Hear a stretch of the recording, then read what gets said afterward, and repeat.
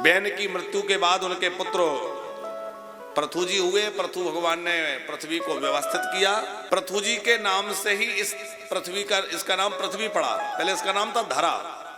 धरा का मतलब है जो सबको धारण करे, धारयति इति धरा, सबको धारण करने के कारण इसका नाम हुआ धरा। फिर पृथु जी इस पे प्रकट हुए तो पृथु जी के कारण इसका नाम हो गया पृथ्वी। पृथु जी ने 100 अश्वमेध यज्ञ किए। 100वां यज्ञ जब चल रहा था तो इंद्र ने उसमें बाधा उपस्थित की। वहां भगवान प्रकट हुए और उन्होंने पृथु जी को वरदान देने को कहा। पृथु जी से कहा वरदान मांगो, मैं तुम्हारे यज्ञ से, तुम्हारी भक्ति से प्रसन्न हूं। तो पृथु जी ने क्या वरदान मांगा? बोले भगवान यदि आप प्रसन्न हैं तो आप कृपा करके मुझे 10,000 कान दे दीजिए। भगवान ने कहा भाई 2 कान कम पड़ रहे हैं क्या? 10,000 कानों का क्या करोगे? बोले 10,000 कान इसलिए चाहिए कि 2 कानों से आपकी कथा सुनते सुनते मन भरता नहीं है, तो 10,000 कान होंगे तो खूब आपकी कथा सुन सुन के आनंद लेंगे। पृथु जी ने 10,000 कान मांग लिए। भगवान ने तथास्तु कहा।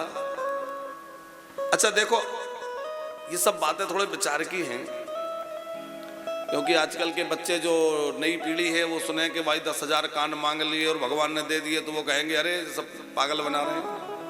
किसी के शरीर में 10,000 कान हो जाए तो पूरे शरीर में कान ही कान दिखेंगे। इंद्र को 1,000 आंखें, तो इसका मतलब क्या पूरे शरीर में आंखें ही आंखें थी? अच्छा, रावण को 10 सिर थे, कहा जाता है ना रावण को 10 सिर। तो कभी आपने सोचा कि वो 10 सिर कैसे में होंगे? मतलब ऐसे सीधे सीधे होंगे कि गोल गोल होंगे? यदि गोल गोल रहे तो सोते समय 1-2 दब जाएं, नहीं दबेंगे।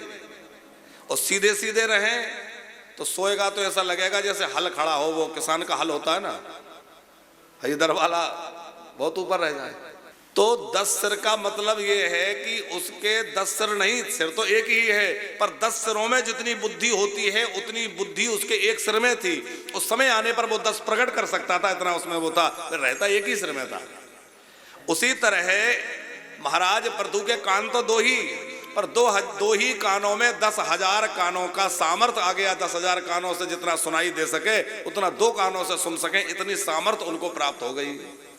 तो कथाओं की वो गहराई समझनी होती है। कभी कभी वो उपमा के रूप में होती हैं, लेकिन हम लोग पर उनको नहीं समझ करके और नई पीढ़ी वाले बच्चे कहते हैं अरे ये सब फालतू की बातें हैं। ऐसा होता है क्या?